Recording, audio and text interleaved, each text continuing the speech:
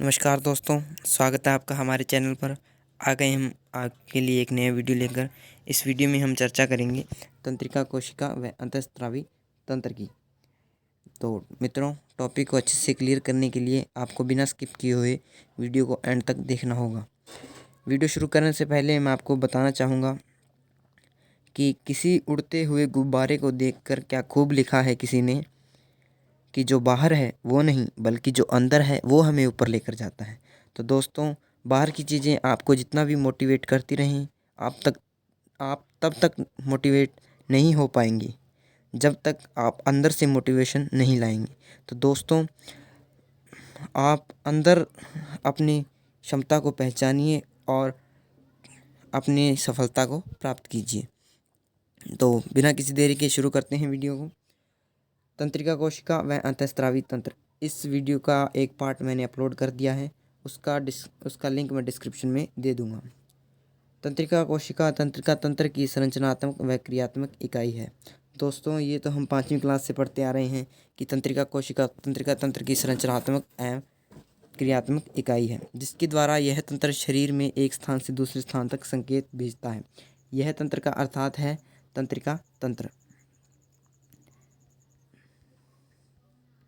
तंत्रिका तंत्र अर्थात तंत्रिका तंत्र तंत्रिका कोशिका के माध्यम से शरीर में विभिन्न संकेत भेजता है और वहाँ से संकेत प्राप्त करता है। यह कोशिकाएं शरीर के हर ऊतक को मिस्टेक हो गई दोस्तों, यहाँ ऊतक था, ऊतक को केंद्रीय तंत्रिका तंत्र से जोड़ता है। अर्थात तंत्रिका तंत्र शरीर के हर ऊतक को केंद्रीय तंत्रिका तंत्र में मुख्य हैं मस्तिष्क और मेरुरज्जु, इनसे जोड़ता है। तंत्रिका कोशिकाएं शरीर के बाहर से अथवा भीतर से संकेतों को ग्रहण करती हैं। संकेतों के माध्यम से उद्दीपन एक से दूसरे तंत्रिका कोशिका में अभिगमन करते हुए केंद्रीय तंत्रिका तंत्र तक पहुंचते हैं। तो मित्रों, हमारे शरीर में बहुत सारी तंत्रिका कोशिकाएं होती हैं और ये तंत्रिका कोशिका मिलकर संकेतों को हमारे केंद्रीय तंत्रिका तंत्र तक पहुंचाती हैं। केंद्रीय तंत्र से प्राप्त प्रतिक्रियात्मक संदेश वापस पहुंचाने का कार्य तंत्रिका कोशिका के माध्यम से ही संपादित होता है। दोस्तों, जो उद्दीपन है उनको केंद्रीय तंत्रिका तंत्र तक पहुंचाने और केंद्रीय तंत्र से पुनः शरीर तक जो संकेतों को पहुंचाने का कार्य तंत्रिका कोशिका द्वारा किया जाता है। तो मुख्यतः तंत्रिका कोशिका का कार्य पूछा जाता है। इसके पश्चात हम पढ़ेंगे इसके तंत्रिका कोशिका की संरचना पढ़ेंगे हम। प्रत्येक तंत्रिका कोशिका 3 भागों से मिलकर बनी होती है। इसमें हम आपको 3 भाग बताते हैं दोस्तों। पहला भाग है इसका कोशिकाएं। ये जो रेड कलर में आपको भाग दिखाई दे रहा है यह है कोशिकाएं, और जो इसके शाखाएं दिखाई दे रही हैं यह है द्रुमिका, इसे द्रुमाक्ष भी कहा जाता है। और जो यहाँ पर आपको ये पट्टी सी दिखाई दे रही है यह है तंत्रिकाक्ष। ये 3 पार्ट है तंत्रिका कोशिका की, ये हम विस्तार से समझने का प्रयास करेंगे। पहला पार्ट है कोशिकाएं। इस भाग को साइटोन भी कहा जाता है। कोशिकाएं में एक केंद्रक तथा प्रारूपिक कोशिकांग पाए जाते हैं। कोशिका द्रव्य में अभिलक्षणिक अतिअभिरंजित निषेल ग्रेनुल पाए जाते हैं। दोस्तों, कोशिकाएं का दूसरा नाम साइटोन है और इसमें एक केंद्रक जो आपको दिखाई दे रहा होगा यहाँ पर, ये जो केंद्रक है यह कोशिकाएं में पाया जाता है और विभिन्न मांसपेशियां कार्य करती हैं। दूसरा भाग है इसका द्रुमाक्ष। यह कोशिकाएं से निकले छोटे तंतु होते हैं जो कुछ कोशिकाएं की शाखाओं के तौर पर पाए जाते हैं। यह तंतु उद्दीपनों को कोशिकाएं की ओर भेजते हैं। दोस्तों, चित्र में देखते हैं हम, ये है द्रुमाक्ष है, इसे द्रुमिका भी कहा जाता है। ये उद्दीपनों को कोशिकाएं से भेजते हैं, अर्थात हमारे उद्दीपन यहाँ से शुरू होकर कोशिकाएं में प्रवेश करते हैं और द्रुमाक्ष कोशिकाएं की शाखाओं के तौर पर कार्य करते हैं। इसके पश्चात तंत्रिकाक्ष। यह एक लंबा बेलनाकार प्रवर्ध है जो कोशिका का एक हिस्से से शुरू होकर धागेनुमा शाखाएं बनाता है। तंत्रिका की प्रत्येक शाखा एक स्थूल संरचना का निर्माण करती है जिसे अवग्रथनी घुंडी या सिनेप्टिक नॉब कहा जाता है। सिनेप्टिक नॉब में सिनेप्टिक पुट्टिकाएं पाई जाती हैं। तो इसे भी हम चित्र के माध्यम से समझेंगे कि जो धागेनुमा संरचना आपको यहाँ पर दिखाई दे रही है यह है इतनी लंबी, यह है तंत्रिकाक्ष। तंत्रिकाक्ष के सिरों पर सिनेप्टिक नॉब्स पाई जाती हैं और सिनेप्टिक नॉब के जो सिरे हैं ये इन पर होती हैं सिनेप्टिक पुट्टिकाएँ। और ये तंत्रिकाएँ, जो तंत्रिका कोशिकाएँ हैं, विभिन्न बहुत सारी तंत्रिका कोशिकाएँ होती हैं, वो एक दूसरे से इसी प्रकार जुड़ी हुई होती हैं। जैसे एक तंत्रिका कोशिका का तंत्रिकाक्ष का जो भाग है, सिनेप्टिक पुट्टिकाओं का भाग, वो अगली तंत्रिका कोशिका के ध्रुवाक्षों से जुड़ा होता है। इस प्रकार यह चेन बनी हुई होती है, जो लंबी चेन होती है। इसके पश्चात सिनेप्टिक पुट्टिकाओं में न्यूरोट्रांसमीटर नामक पदार्थ पाए जाते हैं, जो तंत्रिका आवेगों के संप्रेषण में महत्वपूर्ण भूमिका निभाते हैं। दोस्तों, ये बेहद महत्वपूर्ण बात है कि न्यूरोट्रांसमीटर का कार्य क्या है। न्यूरोट्रांसमीटर जो आवेग हैं उनको भेजने के लिए आगे कार्य करते हैं, तंत्रिका आवेगों के संप्रेषण में महत्वपूर्ण है। दोस्तों, जो आपको ये तंत्रिका पुट्टिकाएँ हैं, यहाँ से और आगे वाली तंत्रिका कोशिका के ध्रुवाक्षों के मध्य न्यूरोट्रांसमीटर द्रव होता है, पदार्थ होता है इस प्रकार यहाँ पर। और जो आवेग हैं वो इस प्रकार आगे ट्रांसफ़र होते रहते हैं। इसके पश्चात हैं, एक चीज़ रह गई। तंत्रिकाक्ष के माध्यम से आवेग न्यूरॉन से बाहर निकलते हैं। एक न्यूरॉन के ध्रुवाक्ष दूसरे न्यूरॉन के तंत्राक्ष से मिलने के स्थान को संधि स्थल कहा जाता है। दोस्तों, जहाँ से एक तंत्राक्ष से दूसरा ध्रुवाक्ष जुड़ता है, उस स्थान को क्या कहा जाता है? संधि स्थल कहा जाता है। इसके पश्चात है अंतःस्रावी तंत्र। अंतःस्रावी तंत्र एक ऐसा तंत्र है जो तंत्रिका तंत्र के साथ मिलकर शरीर की कोशिकीय क्रियाओं में समन्वय स्थापित करता है। दोस्तों, मैंने आपको पहले भी बताया था और फिर बता रहा हूँ कि हमारे शरीर के अंग अपने कार्यों के लिए दूसरे अंगों पर निर्भर होते हैं। वे स्वतंत्र रूप से उतनी बेहतर प्रकार से कार्य नहीं कर पाते जितना बेहतर कार्य वे दूसरों के साथ मिलकर करते हैं। इसी प्रकार अंतःस्रावी तंत्र और तंत्रिका तंत्र दोनों आपस में जुड़े हुए हैं, एक साथ मिलकर कार्य करते हैं। तंत्रिका तंत्र संपूर्ण कोशिकीय क्रियाओं का लंबी अवधि के लिए तंत्रिकाएं नहीं कर पाता। अतः दीर्घ अवधि के निरंतर नियमन हेतु शरीर को अंतःस्रावी तंत्र द्वारा स्रावित हार्मोन की आवश्यकता होती है। जो तंत्रिका तंत्र है दोस्तों, वो लंबे समय तक कार्य नहीं कर पाता, और इसलिए लंबे समय कार्य करने के लिए तंत्रिकीय जो अंतःस्रावी तंत्र है उसके द्वारा स्रावित हार्मोन की आवश्यकता होती है। ये हार्मोन्स क्या हैं और किन ग्रंथियों द्वारा ये हार्मोन्स स्रावित किए जाते हैं, उसकी भी हम आगे वीडियो में चर्चा करेंगे, तो बने रहिए वीडियो में। अंतःस्रावी तंत्र अंतःस्रावी ग्रंथियों के माध्यम से कार्य करता है। अंतःस्रावी ग्रंथियाँ वे ग्रंथियाँ होती हैं जो अपने उत्पाद हार्मोन को सीधे रक्त में प्रवाहित करती हैं। दोस्तों, ग्रंथियाँ दो प्रकार की होती हैं, अंतःस्रावी और बहिःस्रावी ग्रंथियाँ। अंतःस्रावी ग्रंथियाँ वे ग्रंथियाँ हैं जो अपने उत्पाद अर्थात जिन उत्पादों का विस्तारण करती हैं, अर्थात हार्मोन्स को सीधे रक्त में प्रवाहित करती है, डायरेक्ट रक्त में भेजती हैं, वे अंतःस्रावी ग्रंथियाँ हैं। और जो शरीर में पहुंचाने का, शरीर में उपापचय क्रियाएं करने में सहायक होती हैं और अन्य कार्य करने में सहायक होती हैं, लेकिन वो सीधे रक्त में अपने हार्मोन का स्राव नहीं करती, वे होती हैं बहिःस्रावी ग्रंथियाँ। हमारे शरीर में कुछ ऐसी ग्रंथियाँ पाई जाती हैं जो अंतःस्रावी होने के साथ साथ बहिःस्रावी भी होती हैं। उदाहरण स्वरूप, अग्नाशय अंतःस्रावी ग्रंथि के रूप में इंसुलिन व ग्लूकेगोन तथा बहिःस्रावी ग्रंथि के रूप में पाचक एंजाइम स्रावित करता है। तो दोस्तों, कुछ मिश्रित ग्रंथियाँ भी होती हैं, अर्थात वे अंतःस्रावी और बहिःस्रावी दोनों होती हैं। अग्नाशय एक प्रकार की मिश्रित ग्रंथि है। अग्नाशय अंतःस्रावी ग्रंथि के तौर पर इंसुलिन व ग्लूकेगोन स्रावित करती है और बहिःस्रावी के रूप में पाचक एंजाइमों का स्रावण करती है। इंसुलिन व ग्लूकेगोन रक्त में शर्करा के स्तर को नियंत्रित करते हैं। इसके बारे में हम आगे चर्चा करेंगे। अंतःस्रावी ग्रंथियां हार्मोन स्रावित करने के अलावा उनको संग्रहित करती हैं तथा निर्मुक्त करने का कार्य भी करती हैं। अंतःस्रावित ग्रंथियां हार्मोन स्रावित भी करती हैं, उनको संग्रहित भी करती हैं और उनको निर्मुक्त भी करती है। मानव शरीर में उपस्थित विभिन्न अंतःस्रावी ग्रंथियां हाइपोथैलेमस, पीयूष ग्रंथि, पीनियल ग्रंथि, थायराइड ग्रंथि, पैराथायराइड ग्रंथि, अधिवृक्क ग्रंथि, अग्नाशय, थाइमस, अंडाशय इत्यादि। अंतःस्रावी तंत्र के द्वारा जो नियंत्रण स्थापित किया जाता है उसमें हाइपोथैलेमस सर्वाधिक महत्वपूर्ण भूमिका निभाती है। दोस्तों, जो अंतःस्रावी ग्रंथियां हैं उनमें हाइपोथैलेमस और पीयूष ग्रंथि सर्वाधिक महत्वपूर्ण ग्रंथियां हैं। एग्जाम में ये इनका अक्सर वर्णन मिल जाता है। हाइपोथैलेमस मस्तिष्क के विभिन्न क्षेत्रों में से सूचना एकत्रित कर इन सूचनाओं का विभिन्न स्थानों तक तथा तंत्रिका द्वारा पीयूष ग्रंथि तक पहुंचाती है। हाइपोथैलेमस हैं वे मस्तिष्क के विभिन्न क्षेत्रों में से सूचना एकत्रित कर तथा इन सूचनाओं को विभिन्न स्थानों तथा तंत्रिका द्वारा पीयूष ग्रंथि तक पहुंचाती हैं। अर्थात दोस्तों कि जो हाइपोथैलेमस ग्रंथि है वो मस्तिष्क में होती है। इससे पहले वाले वीडियो में मैंने हाइपोथैलेमस ग्रंथि के बारे में बात की थी। तो हाइपोथैलेमस ग्रंथि मस्तिष्क से सूचनाएं प्राप्त करती है और उन्हें पीयूष ग्रंथि तक भेजती है और पीयूष ग्रंथि आगे शरीर के अंगों तक भेजती है। पीयूष ग्रंथि इन सूचनाओं के आधार पर अपने विभिन्न स्त्रावों की सहायता से प्रत्यक्ष या अप्रत्यक्ष रूप से अन्य अंतःस्रावी ग्रंथियों की क्रियाओं को नियंत्रित करती हैं। यह ग्रंथियां हाइपोथैलेमस के निर्देशानुसार भिन्न भिन्न हार्मोन का स्त्राव करती हैं। तो पीयूष ग्रंथि सहित विभिन्न ग्रंथियों को नियंत्रित करने का कार्य हाइपोथैलेमस ग्रंथि द्वारा किया जाता है।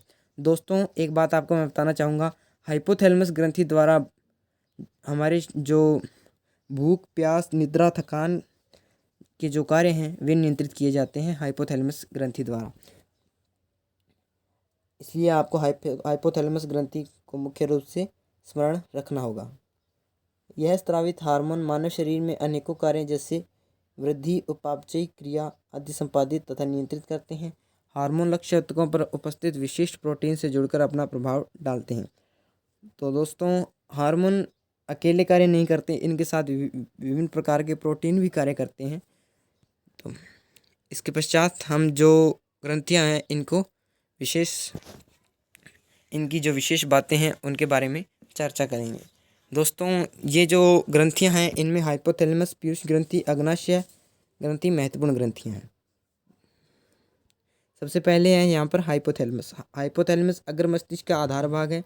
मुख्य रूप से यह पीयूष ग्रंथि द्वारा स्रावित हार्मोन के संश्लेषण व स्राव को नियंत्रण करता है। अर्थात हाइपोथैलेमस द्वारा पीयूष ग्रंथि को नियंत्रित किया जाता है। हाइपोथैलेमस में हार्मोन उत्पादन करने वाली कई स्रावी कोशिकाएं होती हैं।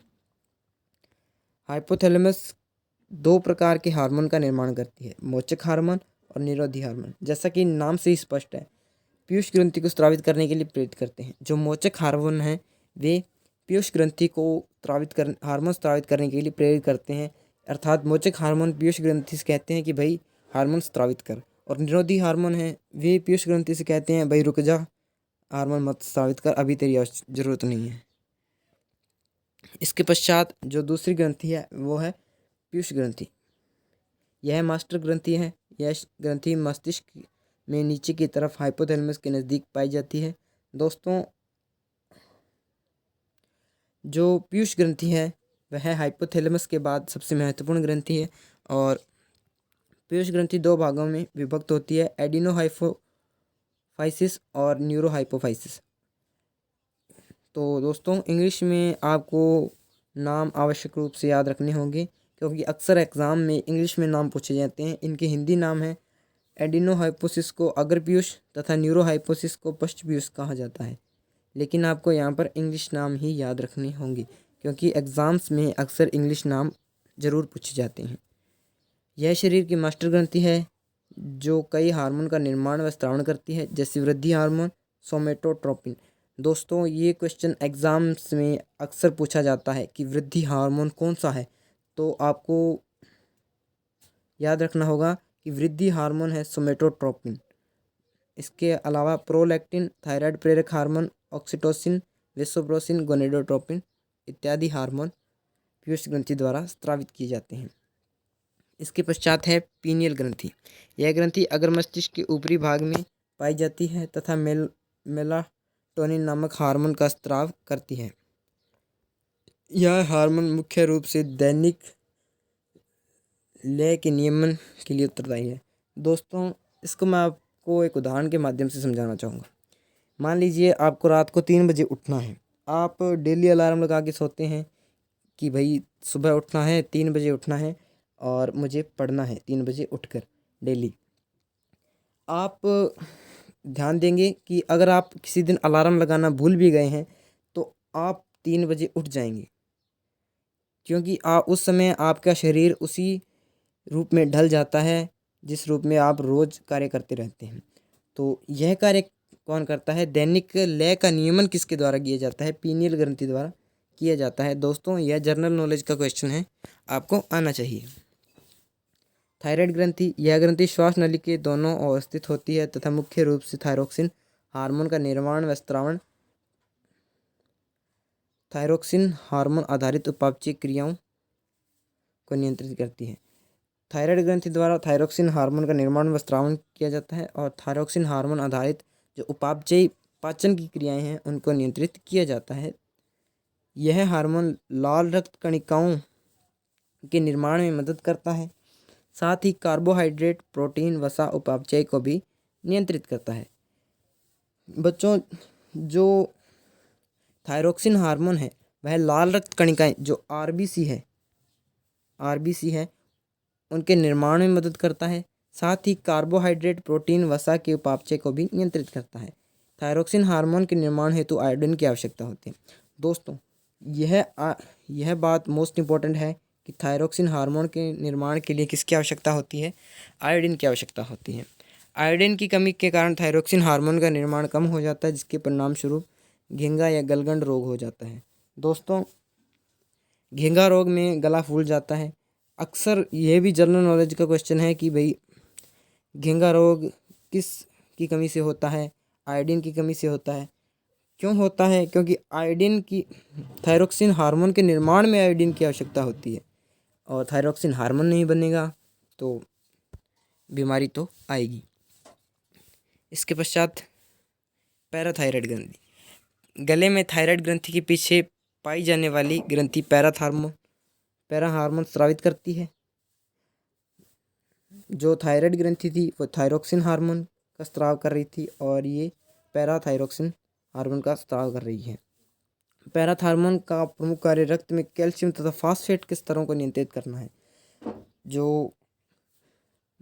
थायराइड ग्रंथि थी वो तो आयोडीन के निर्माण में मदद कर रही थी और जो पैराथायराइड ग्रंथि है वो कैल्शियम तथा फास्फेट के स्तरों को नियंत्रित कर रही है। इस हार्मोन की कमी से टिटेनी रोग होता है। अग्नाशय, दोस्तों अग्नाशय ग्रंथि मोस्ट इम्पोर्टेंट ग्रंथि है, एग्जाम्स में अक्सर पूछी जाती है। अग्नाशय दो अंतःस्रावी हार्मोन इंसुलिन तथा ग्लूकेगॉन स्रावित करती है। इंसुलिन इस ग्रंथि में पाए जाने वाले लैंगरहैंस द्वीप की बीटा कोशिकाओं तथा ग्लूकेगॉन लैंगरहैंस की अल्फा कोशिकाओं के द्वारा स्रावित होता है। यह अग्नाशय बहिस्रावी और अंतःस्रावी दोनों प्रकार की ग्रंथि है, अर्थात मिश्रित ग्रंथि है और इंसुलिन और ग्लूकेगॉन का स्रावित करती है। इंसुलिन का प्रमुख कार्य शर्करा ग्लूकोज को ग्लाइकोजन में परिवर्तित कर रक्त में शर्करा स्तर को नियंत्रित करना है। ग्लूकेगॉन इसके विपरीत ग्लाइकोजन को ग्लूकोज में अपघटन को प्रेरित करता है। अतः दोनों हार्मोन सम्मिलित रूप से रक्त में शर्करा के स्तर को नियंत्रित करते हैं। दोस्तों, इंसुलिन का प्रमुख कार्य ग्लूकोज को ग्लाइकोजन में बदलना है और ग्लूकेगॉन का प्रमुख कार्य ग्लाइकोजन को ग्लूकोज में बदलना है। तो दोनों ही हार्मोन्स रक्त में शर्करा के स्तर को नियंत्रित करते हैं। दोस्तों, जब इंसुलिन हार्मोन की शरीर में कमी आ जाती है उस समय ग्लूकोज को ग्लाइकोज में नहीं बदला जाता, जिसके कारण ग्लूकोज शरीर में बढ़ जाता है और एक रोग आपने सुना होगा डायबिटीज़, मधुमेह, जिसे आम भाषा में हम शुगर कहते हैं, वो हो जाता है इंसुलिन की कमी के कारण। अंततः दोनों हार्मोन सम्मिलित रूप से रक्त में शर्करा के स्तर को नियंत्रित करते हैं। किसी कारणवश यदि रक्त में इंसुलिन की कमी हो जाए तो रक्त में शर्करा का स्तर बढ़ जाता है, मधुमेह नामक रोग उत्पन्न हो जाता है। दोस्तों, मधुमेह रोग का आपको पता होना चाहिए, यह एक जनरल नॉलेज का क्वेश्चन है और जो मधुमेह रोग के मरीज़ हैं उन्हें इंसुलिन का इंजेक्शन भी दिया जाता है। इसके पश्चात है अधिवृक्क ग्रंथि। वृक्कों के ऊपरी भाग में एक जोड़ी अधिवृक्क ग्रंथियाँ पाई जाती हैं। यह दो प्रकार के हार्मोन का स्राव करती है, जिन्हें एड्रेनलिन या एपिनेफ्रिन तथा नाई एड्रेनलिन या नाई एपिनेफ्रिन कहा जाता है। यह हार्मोन शरीर को आपातकालीन स्थिति में सुरक्षित रखने का काम करते हैं। दोस्तों, जो एड्रेनलिन है इसे आपातकालीन हार्मोन, इमरजेंसी हार्मोन भी कहा जाता है। यह जनरल नॉलेज का क्वेश्चन है और फैक्ट की वीडियो डालते हैं उनमें भी आपने अक्सर देखा होगा कि एड्रेनलिन आपातकालीन हार्मोन है। ऐसी स्थिति में यह हार्मोन अधिक तेजी से स्रावित होते हैं तथा अनेकों कार्य जैसे हृदय की धड़कन, हृदय संकुचन, श्वसन दर, पुतलियों का फैलाव आदि को नियंत्रित करते हैं। इन हार्मोन को आपातकालीन हार्मोन भी कहा जाता है। दोस्तों मैं इसको आपको एक उदाहरण के माध्यम से समझाना चाहूँगा। तो ध्यान से सुनिए कि आपसे कह दिया जाए कि भाई 7 फीट की दीवार है, आपको कूद कर पार करनी है, आपसे नहीं होगी। अगर वही 7 फीट की दीवार हो और आपके पीछे कुत्ता लग जाए या फिर कोई ऐसा व्यक्ति या ऐसा कोई जीव लग जाए जिससे आपको हानि हो, तो उस समय कार्य करता है एड्रेनलिन। उससे पता चल जाता है कि भाई आपातकालीन स्थिति है, अब तो कार्य करना पड़ेगा। तो आपने ध्यान दिया होगा कि 7 फीट की दीवार से आप आसानी से कूद जाओगे। क्यों? उसका कारण क्या है? पहले नहीं कूद पा रहे थे लेकिन अब कूद पा रहे हैं, क्योंकि आपातकालीन स्थितियां आ गई हैं और हमारे शरीर में उस हिसाब से ऊर्जा का संचयन हो गया है। तो इसलिए जो एड्रेनलिन हार्मोन है उसे आपातकालीन हार्मोन कहा जाता है। इसके पश्चात थाइमस ग्रंथि। थाइमस हृदय तथा महाधमनी के ऊपर भाग में स्थित होती है। यह थाइमोसिन नामक एक पेप्टाइड हार्मोन का स्राव करती है। यह ग्रंथि छोटे बच्चों में सर्वाधिक विकसित होती है, परंतु यौवनारंभ के पश्चात यह सिकुड़ जाती है। यह इतनी इम्पोर्टेंट ग्रंथि है दोस्तों, वृषण ग्रंथि। वृषण नरों में होते हैं। यह अंतःस्रावी और बहिस्रावी दोनों हैं, मिश्रित है, क्योंकि यह शुक्राणुओं का निर्माण भी करती है और जो लैंगिक हार्मोन है उनका स्राव भी करती है। वृषण यह ग्रंथि केवल नरों में पाई जाती है। यह एक लैंगिक अंग है जो टेस्टोस्टेरोन नामक हार्मोन का स्राव करती है। यह हार्मोन नर लैंगिक अंगों का विकास तथा शुक्राणुओं के निर्माण की प्रक्रिया में प्रेरक भूमिका निभाता है। दोस्तों ये तो आम सी बात है, आपको भी पता होगी कि मनुष्य नरों में टेस्टोस्टेरोन हार्मोन होता है, उसका निर्माण वृषण द्वारा किया जाता है। इसके पश्चात है अंडाशय। मादाओं में पाई जाने वाली यह ग्रंथि एस्ट्रोजन तथा प्रोजेस्टेरोन नामक स्टेरॉयड हार्मोन का स्राव करती है। यह हार्मोन मादा लैंगिक अंगों का विकास, मादा लक्षणों का नियंत्रण, मासिक चक्र का नियंत्रण, गर्भ अनुरक्षण आदि में सहायक होता है। दोस्तों जो अंडाशय है वह महिलाओं में होती है। जिस प्रकार वृषण मनुष्य नरों में होते हैं उसी प्रकार अंडाशय महिलाओं में होती है और यह अंडाणुओं का निर्माण भी करती है और जो लैंगिक हार्मोन है एस्ट्रोजन और प्रोजेस्टेरोन उनका स्राव भी करती है। और इन हार्मोन्स का कार्य क्या है? यह लैंगिक अंगों का विकास करते हैं, मादा लक्षणों का नियंत्रण करते हैं और मासिक चक्र का नियंत्रण करते हैं, गर्भ अनुरक्षण करते हैं। तो दोस्तों इस प्रकार हमारी जो अंतःस्रावी ग्रंथियाँ हैं वो पूर्ण हो चुकी हैं और तंत्रिका कोशिका और अंतःस्रावी तंत्र का ये वीडियो आपको कैसा लगा कमेंट में टाइप करके ज़रूर बताएं, ताकि हम मोटिवेट होते रहें और आपके लिए नए नए वीडियो लाकर देते रहें।